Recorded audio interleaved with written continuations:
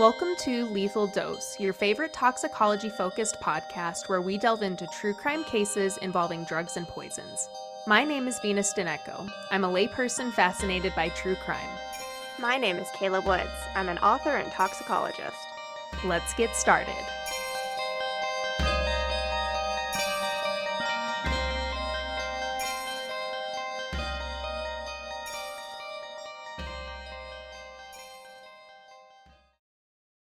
Trigger warning for child suffering and death. All right, Venus, where is your favorite place to get a burger? Probably in my hometown. There is a local place called The Owl.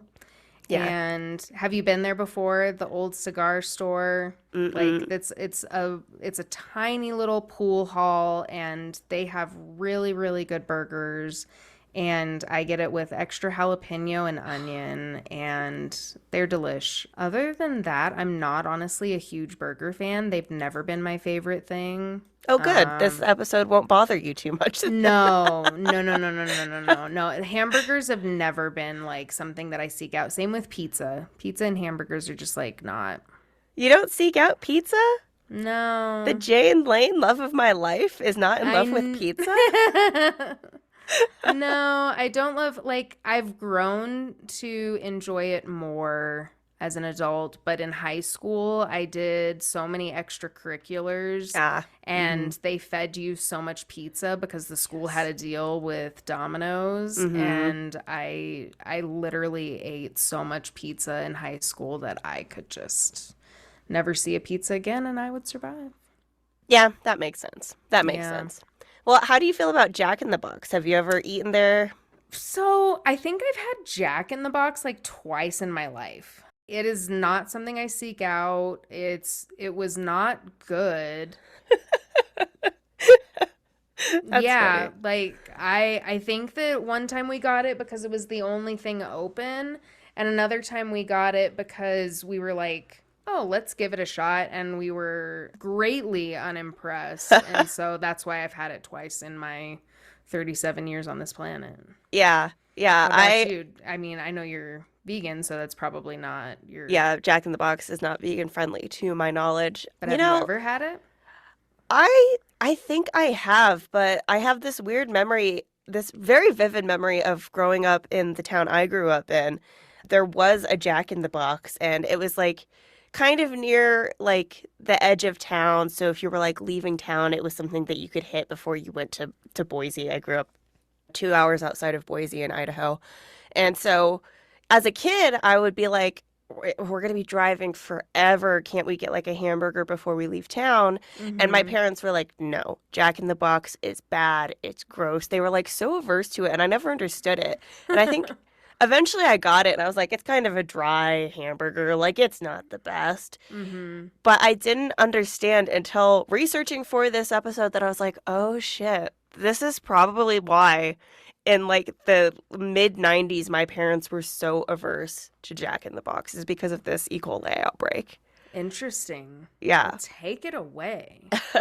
So, Escherichia coli is a coliform bacteria that is present in the intestines of all mammals and is typically harmless. But there are especially dangerous serotypes such as E. coli 0157H7, which contaminated the beef at 73 Jack in the Box restaurants across 4 states in 1992 and 1993. That's a lot of stores. Yeah, it sickened 732 people and killed 4. Oh, okay. Yeah. That's a big deal, because like I was a child in 1992 and 1993, so I didn't know about this, but holy shit. Yeah, no, I'm pretty sure this is why. Like, your parents were like, we're not going to Jack in the Box. In 92, I was an infant. In 93, my brother was born. I'm sure they were very like, about this whole thing. Yeah. So it is still to this day the largest foodborne E. coli outbreak we've ever had in the United States. Wow.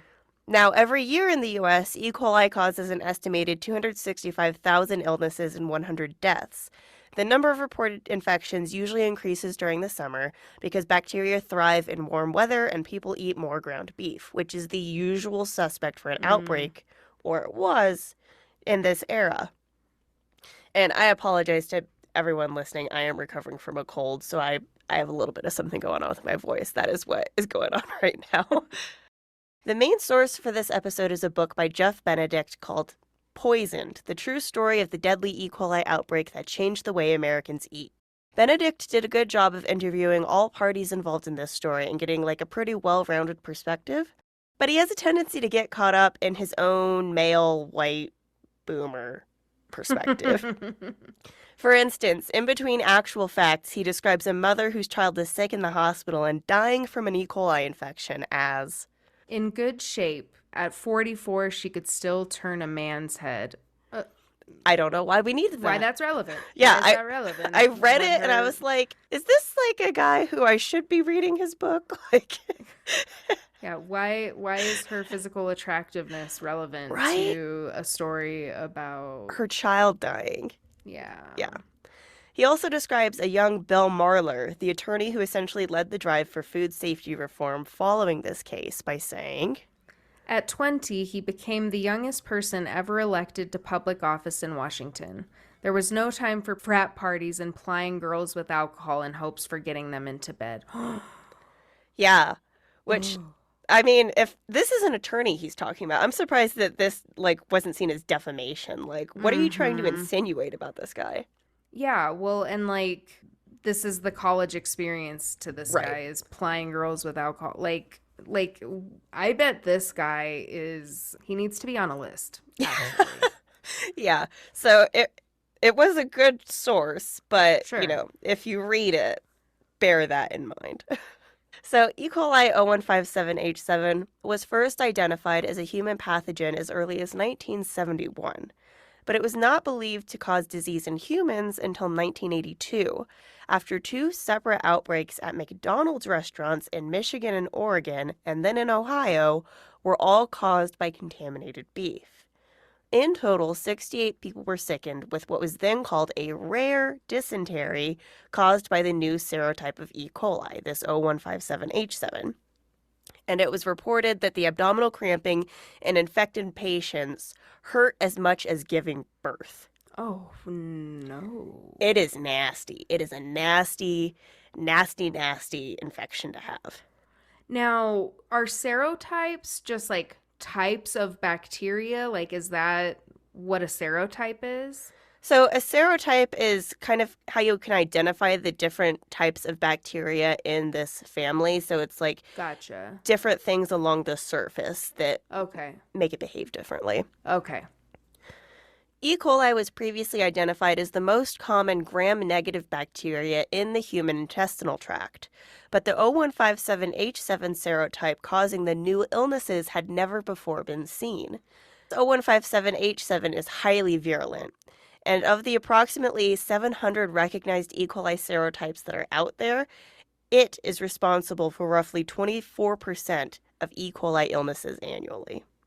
So after the 1982 outbreaks, human health researchers were aware of this new serotype, and McDonald's was aware that something in their food had sickened people, but everything was dealt with kind of behind closed doors. McDonald's adjusted their grills and cooking protocols, and the pathogens were studied in labs without much interest from laypeople. The average person didn't know what E. coli was, and the CDC still didn't list it as a reportable disease for physicians. In the days before winter break 1992 in San Diego, the parents of 6-year-old Lauren Rudolph kept her home from school to keep the other kids from catching an apparent flu she had, with symptoms including a fever, stomach cramping, and diarrhea. Her parents, Roni and Dick, felt fine, as did Lauren's 11-year-old brother Michael. However, as the days wore on, Lauren worsened. She was too weak to walk on her own, and on Christmas Eve, her mother found blood in her stool. Lauren was immediately rushed to the hospital, where she was transferred to the ICU and given painkillers. Doctors at first believed that she had appendicitis, and they planned to run... It's always appendicitis. Especially for little kids, right? Yeah. And they planned to run a barium test in the morning to check. Roni and Dick were sent home to rest and to spend the night with Michael, and they were told they could come in at 7 a.m. on Christmas morning to visit Lauren. Back at home, Roni found a letter Lauren had written before she was taken to the hospital. It read, "Dear Santa, I don't feel so good. Please make me better for Christmas. I know. I, I know. So the family spent Christmas morning with Lauren in the ICU. In the afternoon, the results from her barium test came back, ruling out appendicitis. Lauren was constantly thirsty as her condition deteriorated throughout the day, and doctors didn't know what else to do except push liquids into her IV. On December 26th, Lauren had a heart attack. Doctors were able to stabilize her, but she had to be placed in a coma for 24 hours to avoid seizures and protect her organs, as they'd also discovered that her kidneys had failed. Oh my God, this is like happening so It, fast. it can be very rapid, yeah. But the 24 hours came and went, and Lauren remained in the coma. The brain damage suffered after her heart attack was irreversible. If she survived to wake up, she would never be the same child and would never have the quality of life that her parents hoped to give her. And so Roni and Dick made the difficult decision to remove her from life support on December 28th, 1992. Immediately, the director of pathology at the hospital, Dr. Glenn Billman, took great interest in Lauren's death. She had no medical history that explained her sudden decline, and he noticed that her attending physician listed her condition as possibly hemolytic uremic syndrome, HUS. Billman was one of those insiders who knew about E. coli following the 1982 outbreaks, and so he requested samples from Lauren's body to be tested for E. coli 0157H7, a bacteria he knew had recently been identified in undercooked beef. When Billman got the cultures back, his theory was proven correct. So I think it's important to point out here that just because the general public didn't know much about E. coli and just because it wasn't a reportable disease to the CDC doesn't mean that no one knew about it, right? So the general public is usually pretty behind in learning things when it comes to science because things need to be investigated before we try to describe it to people and be like, yeah, this is what we found. Mm-hmm. So researchers knew about it. Doctors like Billman, they knew about it. It didn't just appear, right? It wasn't manufactured in secret or anything like that. Mm-hmm. And it was identified as quickly as it was because there were already people who were trying to learn as much about it as possible. 0157H7 is a particularly virulent serotype because it's a Shiga toxin producing kind of E. coli. Shiga toxin is classified as a potential bioterrorism agent by the CDC because it has an extremely powerful ability to cause dysentery. This toxin, much like botulinum toxin, is produced by the Shigella bacterium, which is a subgenus of Escherichia. So, what do you remember about how the botulinum bacteria and toxin life cycle works? It's been years. It was way back in episode 1. I don't blame you. It's been years. So refresh my memory. For botulinum bacteria, it can exist in a lot of places. It can exist in honey, like we talked about. It can exist in dirt.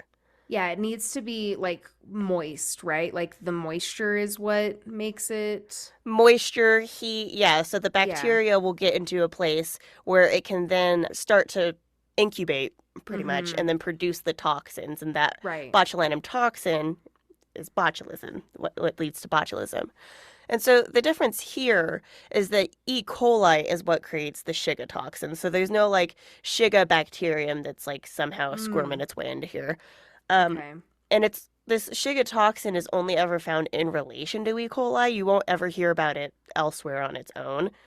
So the ability to produce the genetic information needed for this toxin was probably transferred to E. coli years, thousands of years ago, probably on an evolutionary scale through a virus that if I'm anthropomorphizing viruses, these bacteriophages, it bit a Shiga toxin and bit an E. coli, and then the E. coli got the genetic information.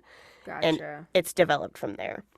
Another thing I think we should talk about that I don't know that we've ever really discussed is minimum lethal dose.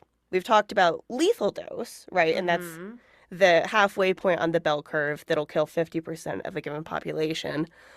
But minimum lethal dose is, as it sounds, the minimum lethal dose that is required to cause death in whatever population of animals you're researching. So similar to this, biochemicals like E. coli have a minimum infectious dose, which is a minimum number of bacteria required to induce illness. Okay. So for E. coli 0157H7, this is only a few dozen bacteria per gram of food. And for comparison, 100,000 salmonella bacteria per gram of food will induce illness. Oh, so it is potent. It's quite potent, yeah. Okay. It also survives drying, refrigeration, freezing, and temperatures up to 150 degrees. Oh, Yeah, it's not to be okay. fucked with. Yeah. The incubation period between exposure and presentation of symptoms can be anywhere from 1 to 10 days, but usually is between 3 to 4. And symptoms of infection include mild stomach cramps that worsen to severe stomach cramps, like we talked about, it feels like giving birth. And then Mm-hmm. diarrhea, vomiting, and bloody stool, because the Shiga toxin specifically attacks the cells that line the colon. Mm. Bloody stool is actually what differentiates E. coli 0157H7 infection from other infections, including non 0157 E. coli, which we'll discuss later. And the CDC recommends that anyone experiencing this bloody stool immediately go to a doctor to get tested for E. coli, because that is probably what it is.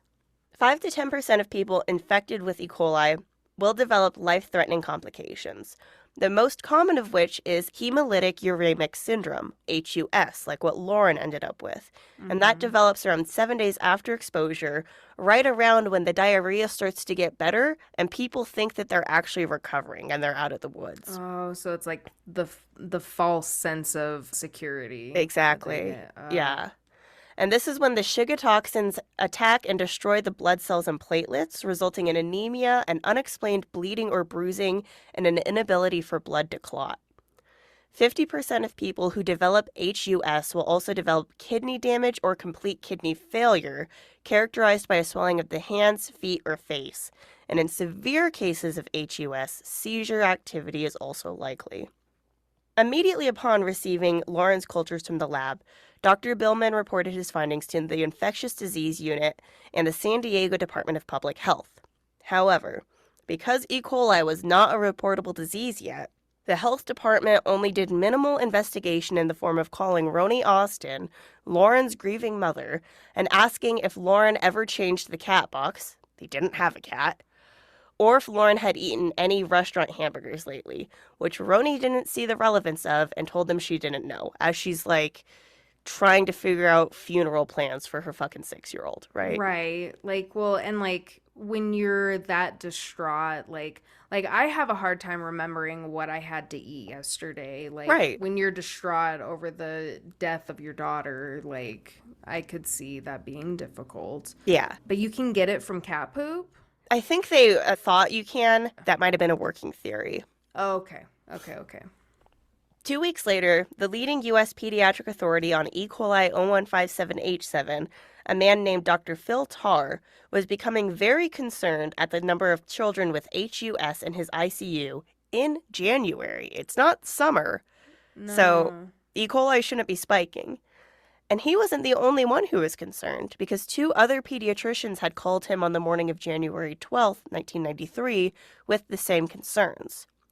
According to studies conducted by Tarr and his colleagues, he knew that approximately 1 out of every 8 children infected with E. coli developed HUS, which meant that statistically based on the number of HUS patients now, that there were probably 50 other kids in the Seattle area dealing with an undiagnosed E. coli infection. Oh. With all of these pieces lining up to create a grisly picture, Dr. Tarr called Dr. John Kobayashi at the Washington State Health Department. Dr. Kobayashi became the head of the epidemiology department in 1982 and was immediately thrown into an E. coli crisis involving tainted meat served at a nursing home in Walla Walla. Since he was familiar with the outbreaks in Michigan and Oregon that same year, he was able to react appropriately and got the largest HMO in Seattle to test stool samples, which revealed that people in Seattle were often infected with O157H7 when they presented with diarrhea. Mm. This led Dr. Kobayashi to push for changes in Washington public health laws, including making Washington the first state to require reporting E. coli 0157H7 cases, and he established a law for the minimum cooking temperature required for beef to be raised from 140 degrees, which is what it was around the country, to 155 degrees in order to specifically kill E. coli. And was that just in Washington though? Like it hasn't reached It had not greater yet parts reached national anywhere levels. else? Yeah, this Yeah. was just Washington. Okay. I mean, at least he's trying. Yeah, no, he really was trying. He saw it and immediately tried to do something about it. I love Mm-hmm. that about this guy. Mm-hmm. So, beef is a common source of E. coli and was suspected by both doctors. However, beyond that, they had no idea how or where these children had gotten infected. It wasn't until 9-year-old Brianne Kiner presented to Seattle's Children's Hospital ER, an epidemiologist looking for patients with bloody diarrhea interviewed her mother, that the investigation got any real leads. Brianne's parents, Suzanne and Rex, rarely took her out to eat. But twice in the past week and a half, they'd taken her to Jack in the Box, and she'd gotten the same meal both times: a kid-sized burger, fries, and a shake. But the inertia of the outbreak overpowered this useful piece of information. Just 3 days later, the number of child patients in the Seattle area rose from 10 to 37. 3 kids were in the ICU, and dialysis machines were now in short supply. 27 of the 37 children had eaten at Jack in the Box, as the Kinders had reported, but not all of the patients had. Even so, it became the main culprit. But even as the 5th largest hamburger chain in the U.S. with 66 restaurants in Washington alone, potentially carrying tainted meat, Tobayashi and the state health department couldn't publicly identify them without more solid evidence. The child who helped them hone in on the source was also not doing well. Brianne suffered a seizure shortly after her admission to the ICU and stopped breathing. Doctors resuscitated her and gave her intravenous Dilantin and phenobarbital to prevent seizures. But also, and I thought this was interesting, as a side note, since the 1930s, the anti-seizure medicine Dilantin, or phenytoin, has shown the ability to treat bed sores and eliminate staph and E. coli from wounds. Oh, interesting. Right? Yeah. But still, Brianne fell into a coma. Staff still didn't lose hope. They continued to give her epinephrine and dopamine for her low blood pressure and dobutamine to stimulate her heart. The Washington State Health Department met with the CEO of Jack in the Box, Robert Nugent, and his team on January 16th and informed them of the situation. Nugent couldn't understand why an outbreak of food poisoning was such a major concern, even if there was a possibility that Jack in the Box somehow caused it. And this is such an interesting look at, like, what food safety looked like in the early 90s. Like, he's like, so sometimes you get food poisoning and you're sick for a day and you get better. Like, why is it such a Why big do deal? I care? Right. Because children are dying. Right. Like, But he was also like, that doesn't make sense. It doesn't make sense that I, as a hamburger man, have a product that is putting a kid in intensive care. Like, that's never happened before. What are you telling me? But so they're trying to communicate this to Jack in the Box, and the health department couldn't officially pin the outbreak on them because not all the kids had eaten there. And so, with all of that information in mind, Nugent decided to wait until more information was presented to him from health officials to stop the sale of hamburgers in Seattle. and hamburgers just at Jack in the Box, or like Yeah, well, all he's ham, the like CEO all. of he's the CEO of Jack in the Box, and so he's saying they're Like, coming to him and saying we think it's you, and gotcha. he's like, I don't I don't know, I know. don't buy that it's entirely me. Okay. But then later that day, the Washington State Health Department positively identified 13 Jack in the Box locations as the restaurants where the sick children had eaten. And still, this didn't make sense to anybody because all 66 Washington locations got their meat from the same warehouse. So why were only 13 of them being implicated? Kobayashi pressed Jack in the Box team about their ingredients, their employees, their delivery routes, and then finally asked them, okay, how are you cooking your hamburgers? And the answer, they very proudly told him this answer. They're like, we know exactly how we cook our hamburgers. We cook we cook for 1 minute on each side, and that gets the internal temperature of the patty to the FDA recommended 140 degrees. And they were like, the FDA actually recommends no hotter than that because then you're overcooking the burger. So we take pride in our 140 degree burgers. And that wasn't Washington State's law, and it wasn't Kobayashi's law, and he was pissed. He was like, how in the hell are you serving a 140 degree patty in Washington State? Yeah, because it's supposed to be 155, Yeah. right? At Yep. this point. Okay. So the beef distribution center for Jack in the Box was locked down with the order that no meat was to exit the facility until tests for E. coli were back to them. A public health announcement was released that evening, confirming an E. coli outbreak in the Seattle area and reminding people to heat meat to an internal temperature of 155 degrees. But Kobayashi agreed to not yet name Jack in the Box. And still, Nugent refused to issue a recall. He's been given so much grace at this point. Like, we're Yeah, not naming names. We're not naming names. You can quite like it's like the I'm gonna close my eyes right. and whoever did it. If it's back on my desk. Yeah. Yeah, Like, yeah. And no, he's just like, no, it doesn't make sense. And like, there are parts of this story where I want to feel bad for this guy, but I'm like, man, you really just you should have issued that recall. mm-hmm. So on the morning of January 18th, the state health department informed Nugent that the results were in and conclusively identified the Jack in the Box beef as the source of the outbreak. Not only did they go public in naming Jack in the Box at this point, but they officially confiscated all 250,000 frozen patties from the distribution center and labeled them as unfit for human consumption. That's a lot of beef. It's a lot of beef. Jack in the Box was forced to suspend the sale of hamburgers at all 66 Washington locations and have distribution team members collect the unfrozen patties, the unused frozen patties. Investigators tested the confiscated meat and determined that they had kept 2/3 of the infected patties out of the mouths of customers. Wow. So this outbreak could have been so much worse. Bad. Yeah. Bad. Around this time, Nugent and his team were informed of the 2 known cases in San Diego, including the fatal poisoning of Lauren Rudolph, although her death was not officially linked to the outbreak as of yet. It was just murmured that maybe this is related. But Jack in the Box had only been the last step for the contaminated meat. So now the question that everyone was asking was, where had it come from and how had it become infected with E. coli? E. coli 0157H7 is dangerous when ingested via contaminated food, water, or air. However, it becomes significantly more harmful when the cow is slaughtered and its intestines are accidentally cut, which allows feces and E. coli in the feces to infect the tissue. Now, ground beef, as everyone knows, is made by taking many cows slaughtered in a facility every day, sometimes as many as 6,000 in certain operations, and mixing them all together. This is why ground beef was particularly susceptible to spreading E. coli, because the Because bacteria, it just had to be in one cow. one cow, and it can infect Infects just all everything. of the ground beef. And on top of that, the bacteria isn't like in the muscle fibers. It's not like mad cow disease or something, right?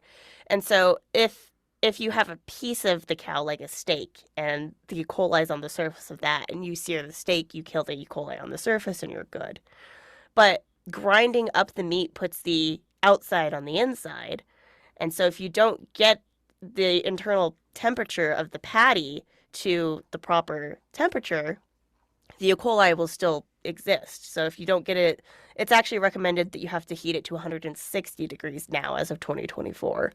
Like, something that I also don't understand is like pink burgers. Like, Yeah, I don't know. I don't get it. Can you Yeah. even can you have a pink burger and have it cooked to that temperature? Everything I was reading here suggested no. Everything I was reading suggested like you cannot cook burgers like they're steak. You have to cook them completely so that the internal temperature reaches 160 degrees.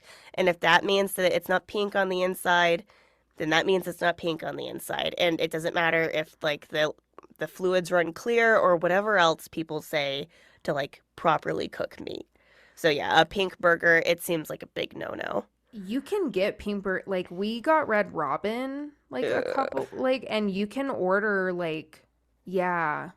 I mean, maybe they're finding a way to like cook it more slowly so that they don't feel like they're overcooking it so that internal Right, temperature but does reach still, 160. Yeah, it's like, yeah. And I mean, a lot of these guys like sometimes we'll talk about poisons and we'll talk about like DuPont poisoning the river that everybody drinks out of. And we're like, do you not also drink out of this river? Like, what is wrong Right. with you? Right. And I think what was interesting about all of the cattlemen and the hamburger guys in this story is that it shocked them as well. They were like, I have eaten steak Mhm. tartare or whatever, and I let Mhm. my kids eat medium hamburgers because you don't want to overcook your hamburger. And so they were like, you mean I could have killed myself or my kid by doing something that is like Mhm. common practice?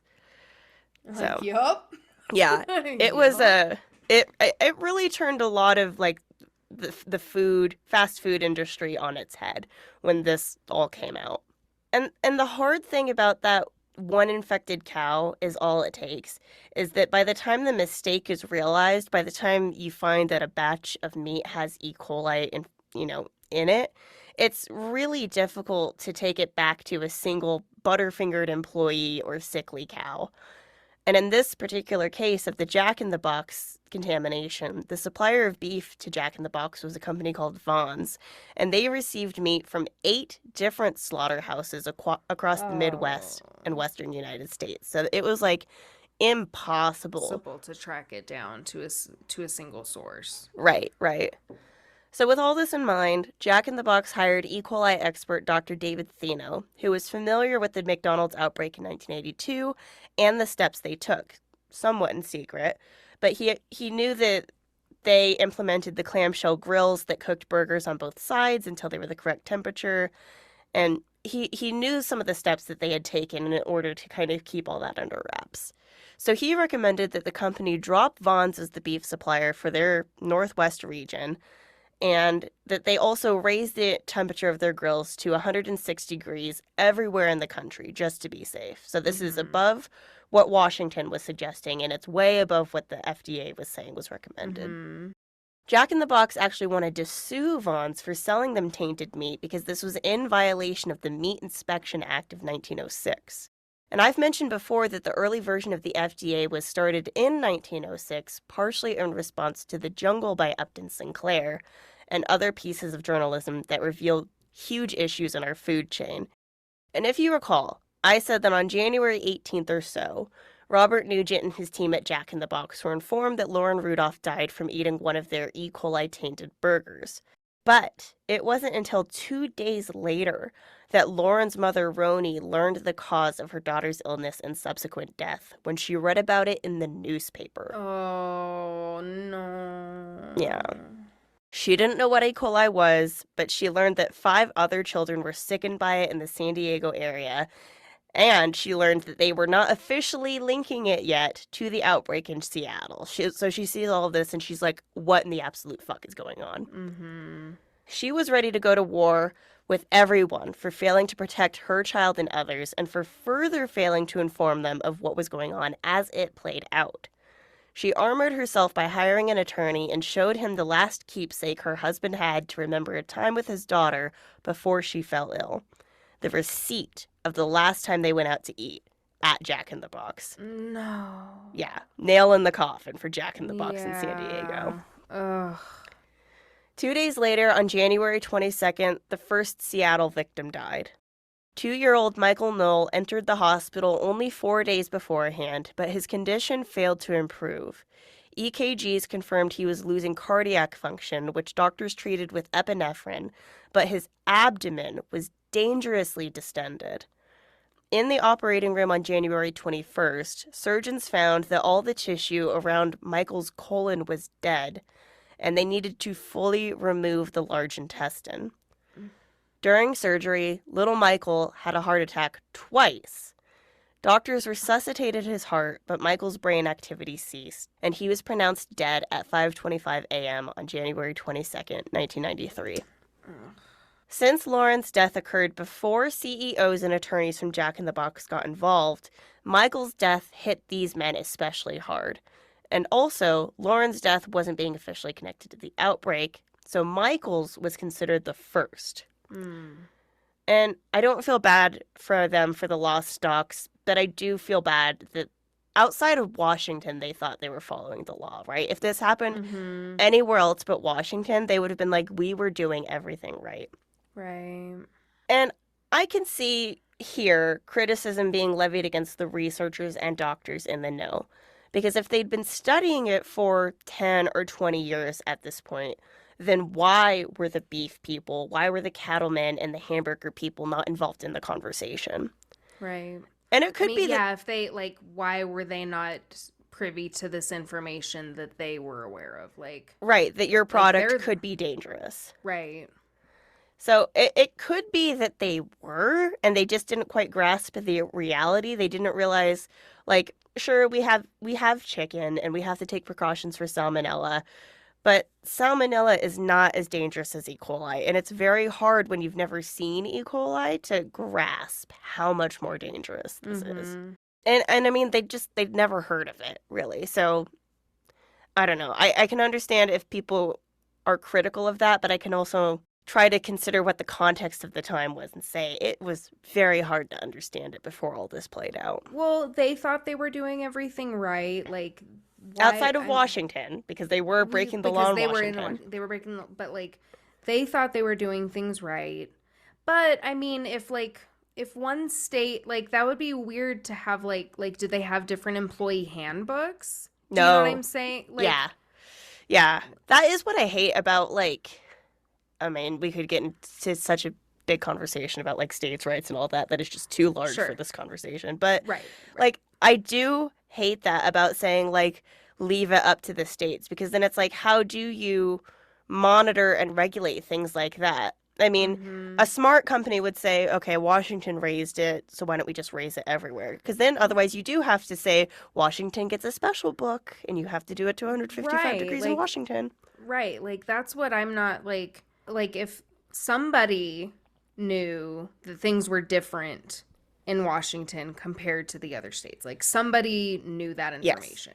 Yes, and the people at Jack in the Box did know, and it's gonna be a huge pain in the ass for them when the attorneys get involved. Mm. Which is now, because now a child has died, so now attorneys are gonna get involved. Yeah. So Jack in the Box tried to get ahead of this and save their reputation by putting a full-page ad in the paper expressing their remorse at the poisonings and pledging to create a $100,000 foundation in memory of any child who died in the outbreak. They also announced that they were replacing the burger supply, raising cooking temperatures, and retraining employees. And the young Puget Sound attorney, Bill Marler, saw this ad and immediately called bullshit on it. What he took from it was that the company expected more children were going to die. Mm-hmm. They Yeah. were... Yeah. If... yeah. Yeah, you're creating a foundation You for... should- Yeah. yeah. They were admitting to not doing things correctly before, which resulted in deaths. And he was disappointed but not surprised later when he learned that the 800 number on the ad for parents to call after their child took ill directed them to an insurance claims adjuster that offered them less than $1,000 each for medical costs and pain and suffering. That's fucking wild. Yeah, and it's a lot of $1,000. I know. Oh. And it's a lot of like Jack in the Box is a huge corporation, and when you are talking to the insurance claims adjuster, you're talking to the insurance people for Jack in the Box, so it's a lot of like one hand not knowing what the other is doing, but it is so fucked up. $1,000, like yeah, that is fucked up. Like, and I get that like $1,000 is a lot more money back then than it was today, but that is not nearly enough money for hospital bills and No. pain and suffering. No. Like, that's a fucking like that's spitting in their faces. Like, Yeah. And the checks came with letters suggesting that the money was full and final and the families could not pursue further legal action, which was not the case. That's not how this law works. But if families couldn't hire a lawyer, they were unlikely to know that. They'd be like, well, I guess $1,000 is all we get. Yeah. So Marler was originally just an outside observer until the friend of a former client contacted him looking for representation. This woman's name was Karen Gregg, and her 7-year-old daughter, Larissa, became infected with E. coli at the beginning of January in Tacoma and were hoping to recoup some of the medical expenses from the company. Marler took Gregg's request to his firm, who thought that they could turn the case into a class action lawsuit with Gregg as the face of the class. On January... Did she survive? She Like, did. okay. Yes. Okay. On January 28th, the second Seattle victim died when 2-year-old Selena Shribs succumbed to heart failure. The total number of confirmed cases was now up to 250 in Seattle, California, and Idaho.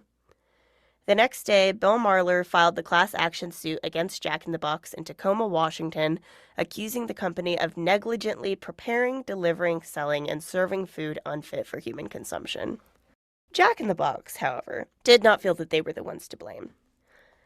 Testing conducted at the slaughterhouses that provided Vons with the beef they sold to Jack in the Box showed generic E. coli levels that were off the charts. So it's not like 0157H7 necessarily was off the charts, but like all E. coli, which All is the E. not, coli. it's not good because it still means like intestinal contents are in.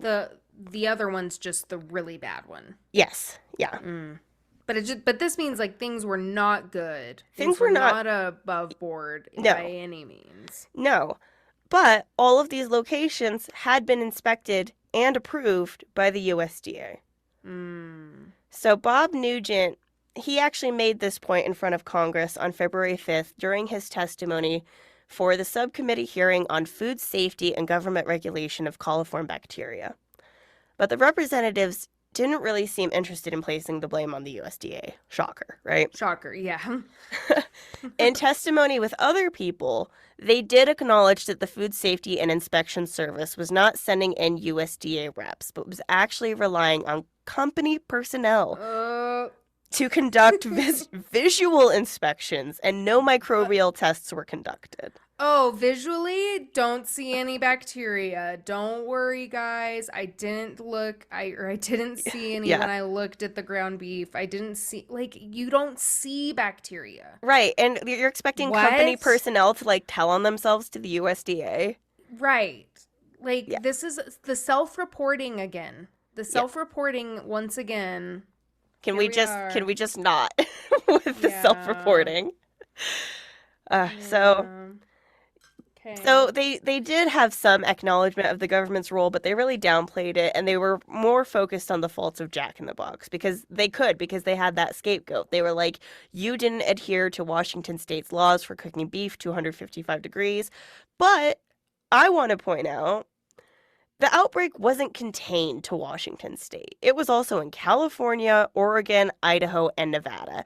And the only regulations were that of the FDA in those places that said 140 degrees was safe.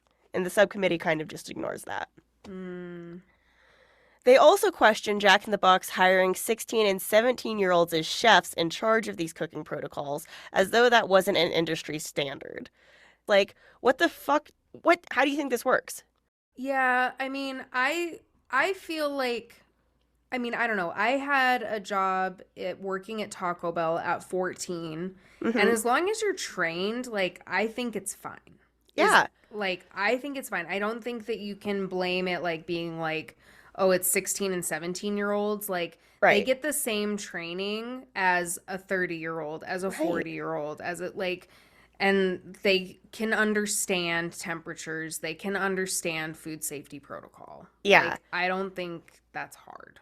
Well, and my question that I wanted to pose was just remind me, is flipping burgers something that teenagers need to do in the summer, or is it important enough that certain people should do it and it should be considered frontline worker status worthy of a livable wage? Like, remind me of which one it is again. Right. Right. During his testimony to the subcommittee, Nugent was... I appreciate his honesty, I do, because now you have these, like, congressional hearings where people are just like, I don't recall, I can't answer that question, I plead the fifth, whatever. Right. So I appreciate that he was honest about not knowing about the change in Washington law, but he constantly said we, as in Jack in the Box, were not aware of the law, when he, Robert Nugent, was not aware of the law. And it would later come to light that some people knew, for sure, at Jack in the Box. How could they not? And it was primarily the people handling chicken because they were concerned about salmonella.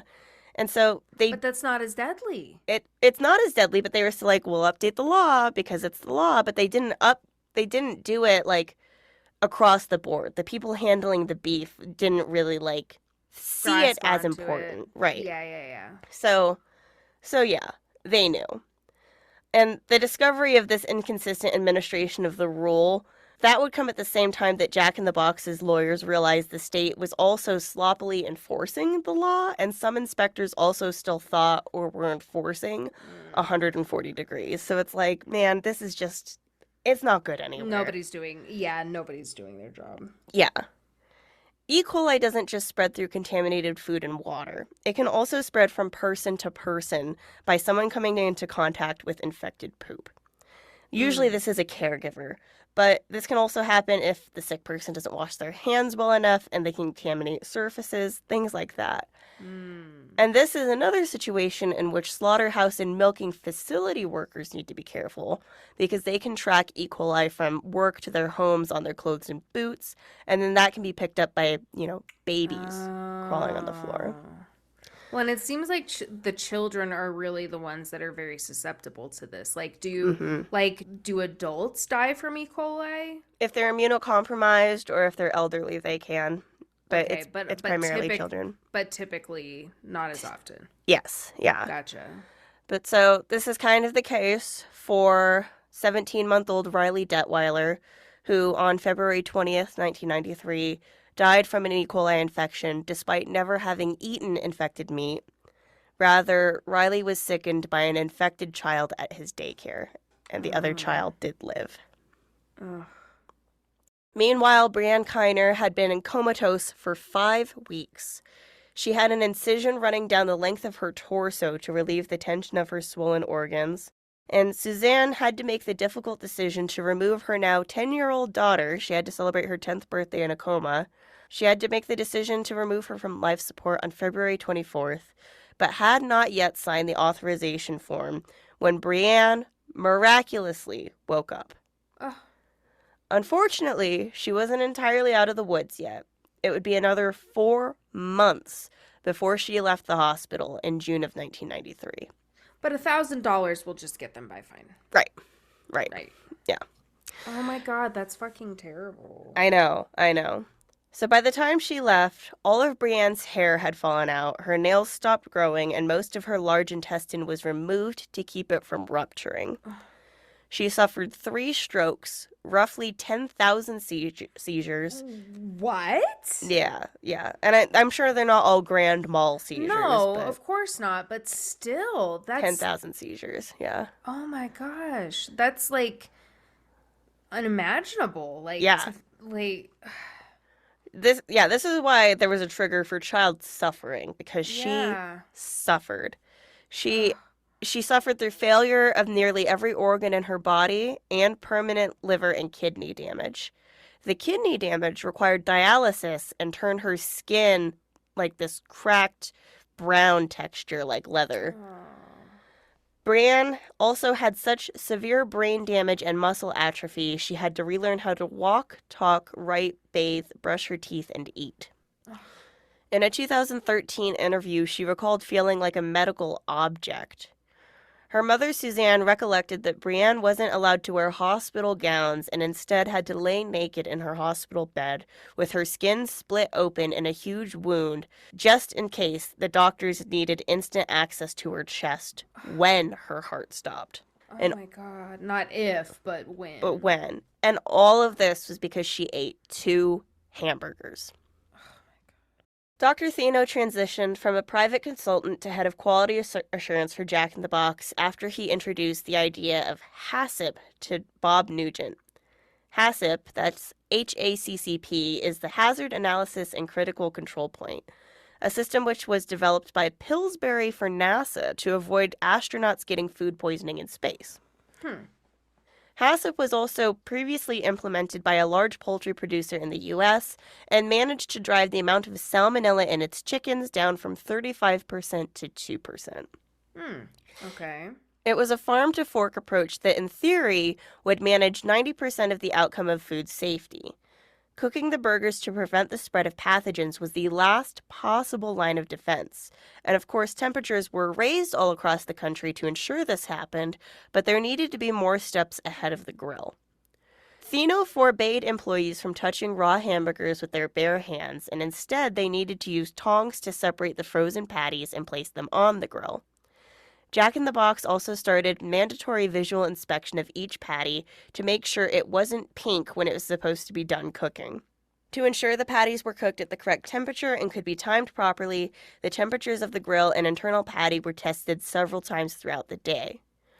When Thino started testing for generic E. coli at the meat packing plants, he found that the organisms made up approximately 0.05% of the burgers. When yeah, yeah. When beef industry experts would have only expected around 0.01%. Oh my God. These were samples taken almost directly from slaughterhouses at facilities which passed USDA inspections. And It like because doesn't mean shit to be USDA it really fucking does. like that doesn't mean shit to me anymore. Like, goddamn. I know. And because they had passed inspections and the government doesn't require all this, as one plant executive complained, some people were getting very upset about the cost of implementing all of these new procedures. But Thino didn't care. If the slaughterhouses and meat packing plants wanted to work with Jack in the Box, then they had to abide by their new procedures. And it's kind of amazing that they still were like, yeah, we'll work with you when they're undergoing the largest E. coli outbreak in the United States. And it's like, are you even going to be a restaurant next year? Right. So the HACCP procedures at these locations included specified skinning techniques to avoid contamination, carcass washing and bactericidal treatment, evisceration splitting to include no intestinal breakage, the use of hot boxes and coolers, and new rules for fabrications, like knife sterilizers. Okay. While Thino was doing all of that, Bill Marler was gathering people for the class action suit and was contacted by Suzanne Kiner to represent Brianne, who was finally able to leave the hospital on June 29th. In total, 700 people were sickened by the outbreak, 602 in Washington alone, and Brianne was the last to go home of the 171 people who were hospitalized. But she was lucky enough to not be one of the 4 children who died. Yeah. Healing, however, would still take time and money that the Kiners really didn't have.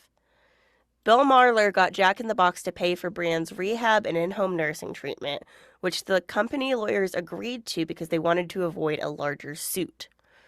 Other victims had died, and there's no money in the world that could help heal that loss, but no other victim had been as sick as Brianne or would need as much help getting better, and a lawsuit could have been very, very bad for Jack in the Box and their parent company. All they had to do was see this girl. Yeah.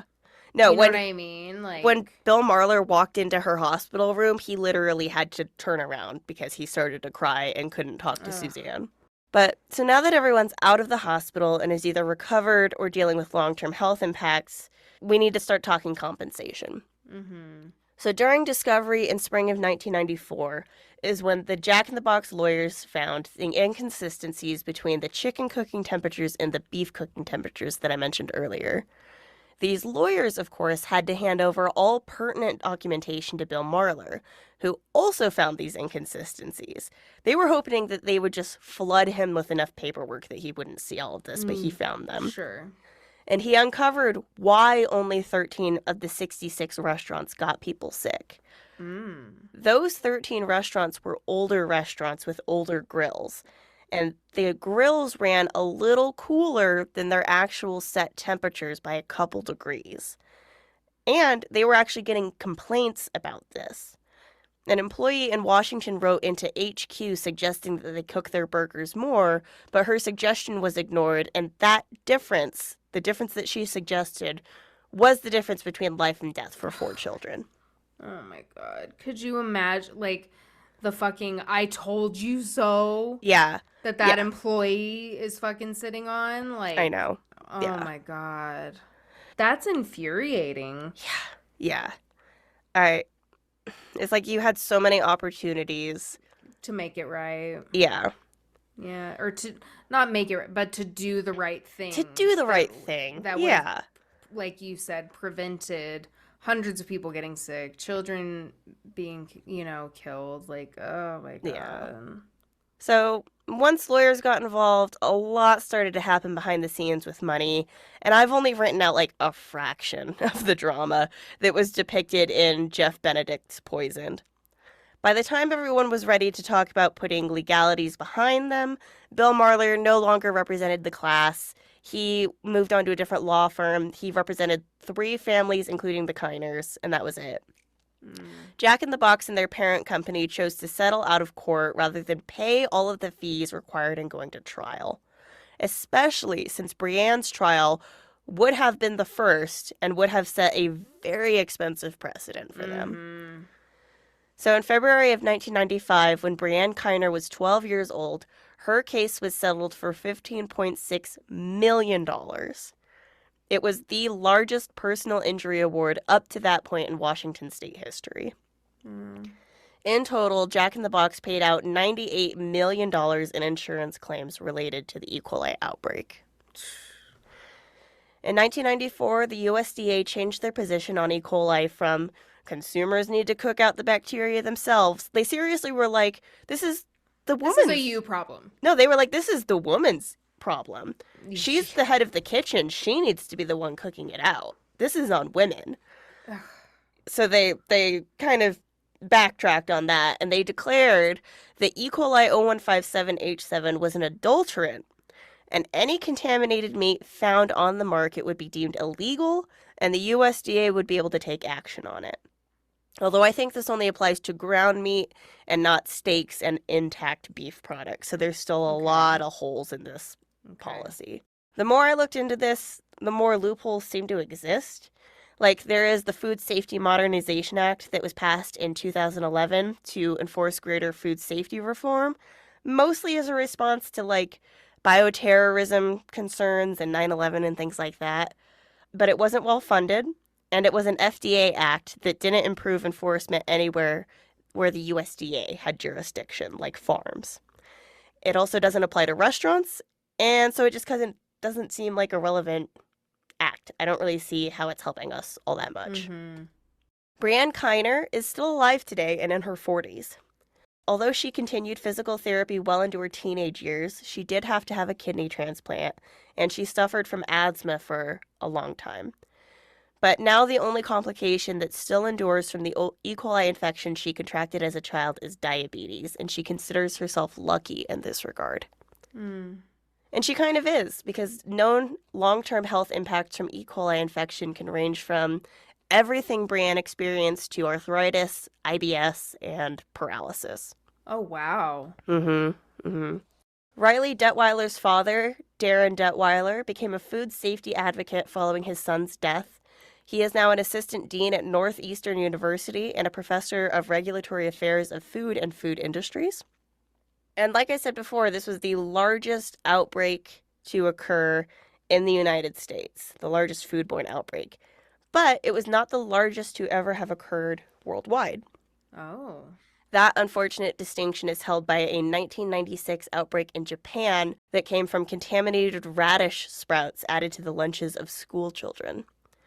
By the end of that outbreak, 9,000 people were sickened and 2 deaths were reported. What was the outbreak of? E. coli. It was E. coli, Mm-hmm. but so how does the E. coli get on veggies now? Like the veggies aren't safe? Oh, we'll talk about it. We will talk Veggies about aren't it. safe? Like I thought this was a meat thing. Nothing is safe. No. Yeah, we'll talk about it. We'll get there. So, despite the intensity of some infections, most people infected with E. coli 0157H7 who are conventionally healthy and are neither small children nor elderly adults can recover on their own with rest and plenty of fluids, so long as they do not take antidiarrheal medication to help with their symptoms, because this can increase the likelihood of developing HUS. Oh, interesting. Yeah, you're also not supposed to be put on antibiotics by doctors if you have E. coli. Okay. There are other serotypes of E. coli which produce shigatoxin, including O26H11, O111NM, and O103H2. I don't know much about these, or how often they're necessarily implicated in illness, but it seems like there's some difficulty in determining which serotype is the culprit for a 0157 outbreak because there are just so many more non-0157s than Mm-hmm. 0157s. So Right. it's harder for laboratories to test for. Okay. Furthermore, there are serotypes of E. coli that don't produce Shiga toxin, although they still cause illness. Most cases of travelers' diarrhea are actually caused by non-Shiga toxin E. coli. Hmm. These kinds of serotypes are believed to cause much of the diarrheal illness in developing countries. And part of the reason this could be is that these kinds of serotypes are enterotoxigenic E. coli, which produces a toxin that causes the lining of the intestines to produce excess fluid. And it's not just diarrhea, right? Like, Mm-hmm. these bacteria are responsible for something like several hundred million illnesses every year and tens of thousands of deaths. Many of the victims of these serotypes are children under the age of 5 who don't have access to clean water. And when these patients have proper access to health care, they can be provided with antibiotics to clear up the infection because it's a non 0157H7, so they can have Gotcha. antibiotics. So are like when you get tested for E. coli, does it tell you like what type you have so the doctors know how to navigate the treatment? I imagine that it'll at least say like it's either 0157H7 or it's not. Like Okay. I don't know if every single E. coli outbreak, if they take that sample and they try to figure out what serotype it is or not. Mm-hmm. But maybe they do. There's just so many out there. There's like 700 that we're aware of and so many more that we're not that it's just like, you know, Right. yeah. Approximately 2.8 million cases of E. coli are reported globally every year, with numbers on the rise, according to data from 10 World Health Organizations and the US CDC's National Outbreak Recording System. So, I have put together a little graph of all of the illnesses ever reported since the discovery of. People usually say E. coli was discovered around 1981. The 1971 stuff was primarily in the labs, I think. So I have a Okay. little graph here. I'll put it online on Instagram. Every illness reported since 1981. Will you describe what this graph looks like? Well, there are some big peaks going on here. It's a line graph, and in 1987, it looks Mm-hmm. like there's a huge peak. Mm-hmm. Again in the 97, 98, huge peak, and then a giant spike Mm-hmm. in Mm-hmm. 2017, 2018, it looks like. Mm-hmm. What are Mm-hmm. these from? So, in the summer of 1998, there were a couple things going on. There was an E. coli outbreak that occurred in Wyoming. There was another one from cheese curds in Wisconsin. There was another Oh, one not from the a. cheese curds. They got the curds They got the too. curds. There Ugh. was another one from a water park in Georgia. So there was a. Oh, like somebody pooped in the water park? Or, maybe it wasn't Do you like know what somebody. Maybe it wasn't somebody That's why pooped, did I but go just to like. why do I immediately go to somebody pooped in the water park instead of the food at the water park? No, it was the water. Like Oh, it was the recreational water. water can Okay, it get you was the very water. sick. It Yeah, was the water. Okay. actually, right now, so we're recording this when the Olympics are happening, and they had to delay any of the triathlete Yes. swimming, whatever, in the Mm-hmm. Seine because the E. coli levels are still too high. So Mm. you They said they were can't. going to try to do something about it like a month or so ago, and Yeah, it's well, like, what they are you trying to do? Like, they what are you going to poured do about it? billions of dollars into cleaning it, and then everybody in France or everybody in Paris was like, "We're just We're gonna gonna shit shit in the in the river." river. Yeah. Yeah, the French know how to protest stuff. I know. But so yeah, there was a couple of outbreaks in 98 and 99. There was the largest 0157 outbreak that was non-foodborne that occurred at a 1999 county fair due to contaminated drinking water, and it infected 781 people. In 1999, on top of that, there was also a KFC E. coli outbreak. But Oh. but that 2018 spike that you're seeing, that's a romaine lettuce outbreak. Oh, I remember. Yes. I remember when the lettuce wasn't Yes. safe. So let's talk Yeah. about The why the veg. lettuce isn't safe. Yeah, why the veggies weren't safe. So there's a lot of reasons why E. coli outbreaks are increasing. It could be Well, I'll start by saying E. coli, like I said, is present in the intestine of all mammals. But sugar producing serotypes flourish in those ruminant animals, cows, camels. And then when they poop, the bacteria is released into whatever environment they poop in. So this can include the water supply. And that's what happened at that county fair in 1999. This can also include the food system, just going straight into the food system because of contamination in slaughterhouses, contamination in milking facilities. So that's why those cheese curds got infected. Mm, And milking facilities, they're kind of less of a risk because milk is pasteurized, which kills right. E. coli. But right now, there's a big move from the right for raw milk because What? I don't understand it. freedom? I don't know. I I don't want my know. milk to have its fucking bacteria in it. God dang it. In February, though, a Washington state creamery recalled its raw milk cheese due to contamination of Shiga toxin producing E. coli, which sickened 10 people, and one of them developed HUS. Don't drink raw milk, people. We've made advancements We have. for We a have. reason. And luckily, David Thino did not keep the new food safety procedures he implemented as a secret, unlike McDonald's had in 1982. Right. And so he forced slaughterhouses and meat packing plants to conform to the HACCP standards he implemented and shared them with the industry. And then other people kind of took up this cause, and the USDA helped to implement the International HACCP Alliance in 1994 to train USDA inspectors on HACCP regulations. Okay. By 1996, procedures were added as final rules in the Federal Register so that companies regulated by the FDA and USDA have to follow them. But not everyone does, clearly, and there are still issues with regulation and enforcement. Like, we talked about burgers. How do we know if that pink burger is safe? It should be, because it should either fall under the FDA or the USDA. But why? So the Poisoned book was made into a documentary as well that's on Netflix. And at the end of it, Bill Marler says, you know, my advice is you ask for a burger ordered to temperature. But why do we have to order burgers to temperature if people are following the rule? Right. Like if the rule's the rule. And how do we know that they are following it to temperature? Because then they also say if they don't have a thermometer or they won't cook it to a temperature, they're like, well, then don't order a burger. Why don't they have a thermometer?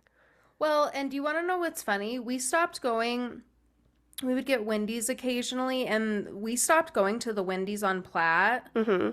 because we got raw burgers from them twice. Oh, Like God. I couldn't eat, like we just didn't eat it. And like and I don't have the energy to like go back to a fast food place to try and like get my money back. Like I'm already like done for the night like once I get home with them. But like twice we got raw Ah, burgers from them. okay. Yeah, friends in Colorado Springs, Don't go to maybe the Wendy's on Platte. don't do Don't go to the that. Wendy's on Fuck. Platte and Wasatch. Just don't But do it. but so the issue here is that it seems like some of these things, some of these enforcements fall under state or city or county ordinance, and cooking temperatures are part of the health inspection a restaurant has to pass to stay in business. And so maybe they're relying on local government to enforce that when it's like obviously some shit's falling through the cracks. Right. Ugh. Bill Marler made his career as a food safety lawyer since winning the Jack in the Box case for Brianne Kiner. He now handles almost no cases related to ground beef because now, as Dr. Mansoor Samadpour put it in the Poison documentary, the most dangerous parts of a burger are typically the lettuce, tomato, and onion.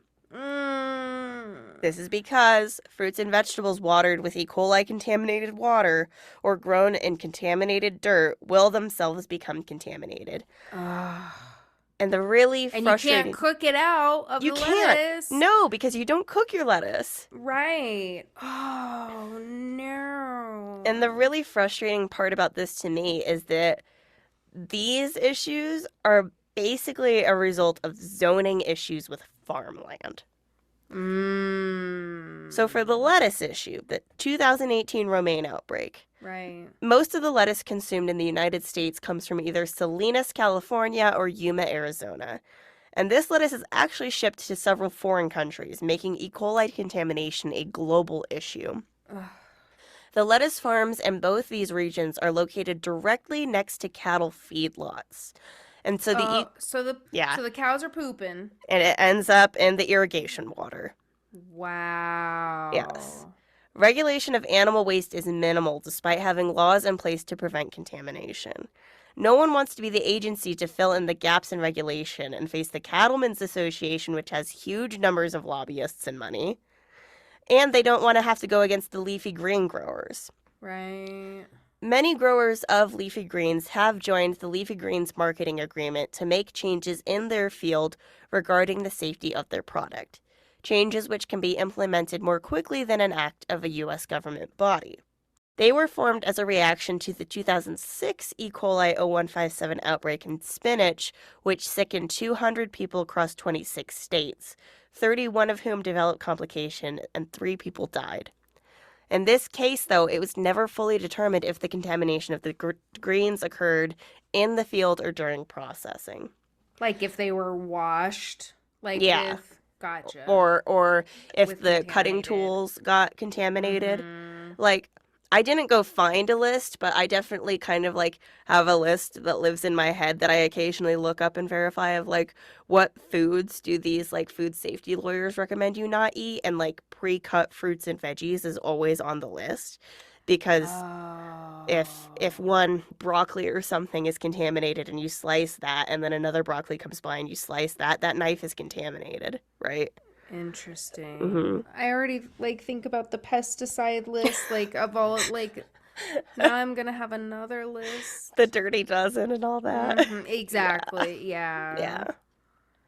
Ugh. So with these leafy greens people though, Bill Marler is skeptical about their motivations as industry members because none of them are considering the zoning issues, which is obviously expensive. Like these leafy green growers don't want to move their lettuce operations, and the cattlemen don't want to move their feedlots. But somebody has to do something. Somebody's got to move. Yeah. You can't Somebody's be got to neighbors move.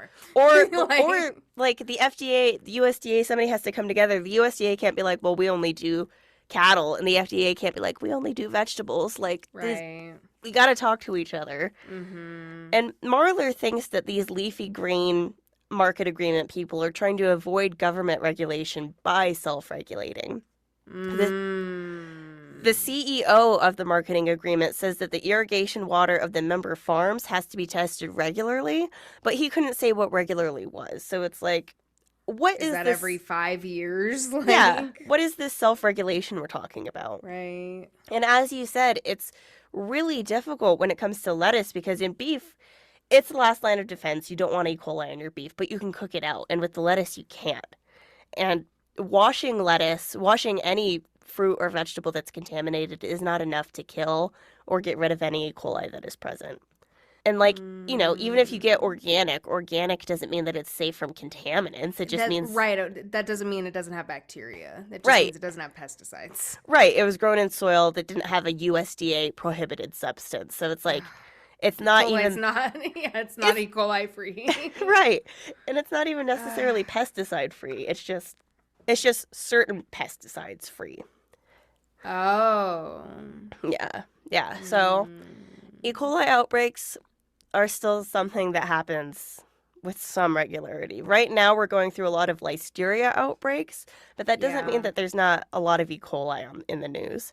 And where does, like, because I've been hearing about the listeria, like, where does that rank as far as, like, salmonella is lower than E. coli? Where does listeria rank? I'm not sure. I think it might fall somewhere in between the two. Okay. And maybe I just get that impression because maybe it doesn't have that like minimum infectious dose like E. coli does, but I know listeria can also survive pretty aggressive temperatures, and so it can survive freezing, and that's why we're seeing a lot of we're seeing a lot of ice cream outbreaks, and we have seen a lot of ice cream outbreaks. Yeah.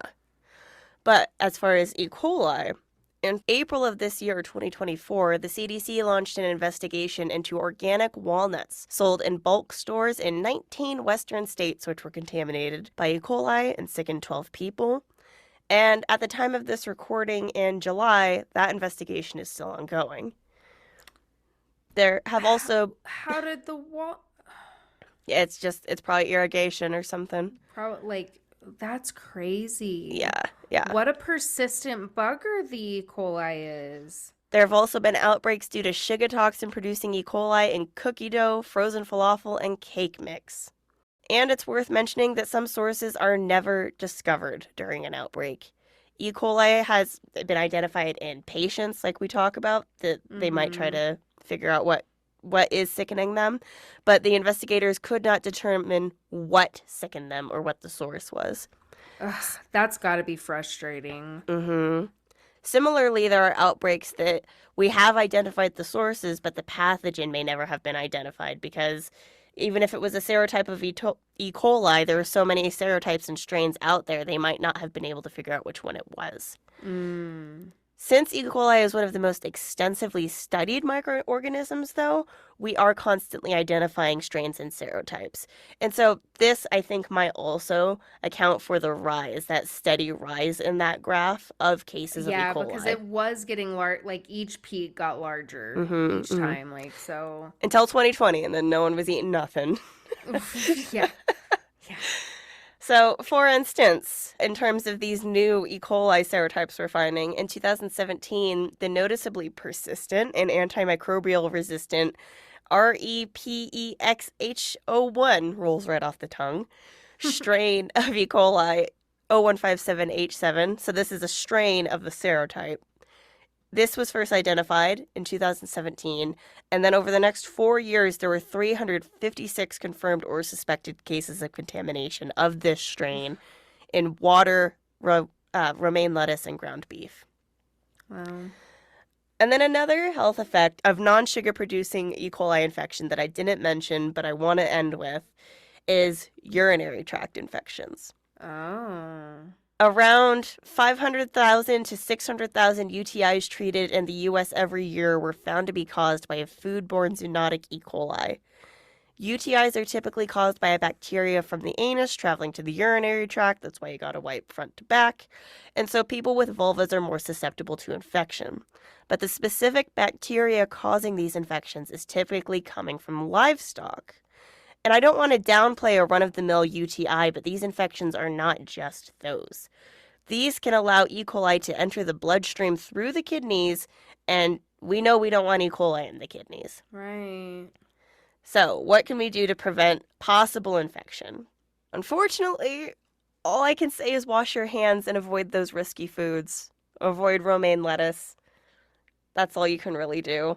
Avoid undercooked ham. And why is it that why is romaine in particular? Because those zoning issues.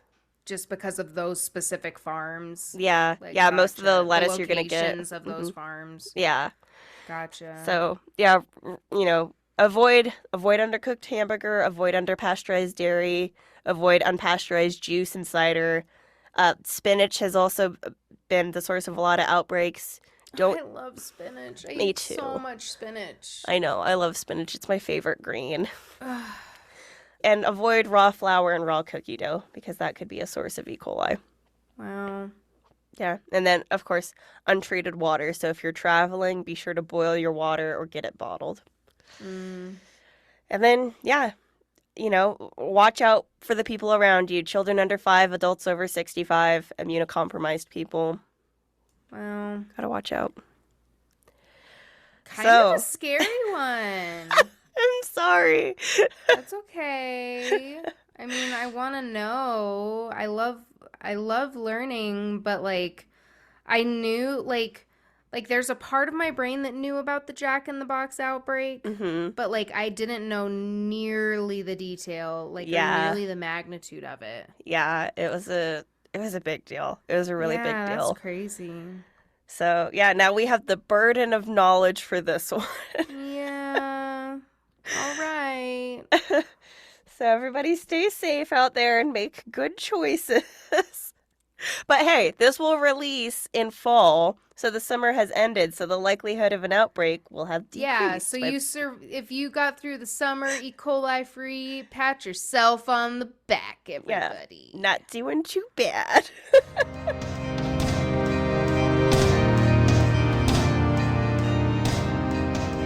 Thank you for joining us. We hope you enjoyed this episode. Please like, follow, subscribe, and review us everywhere you get your podcasts.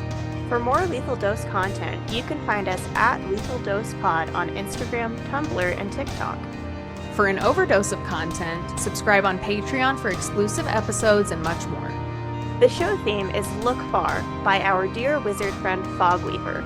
More of their music can be found on bandcamp.com. Lethal Dose is created, researched, produced, and edited by Kayla Woods and Bina Steineko. Stay safe, and remember, the dose makes the poison.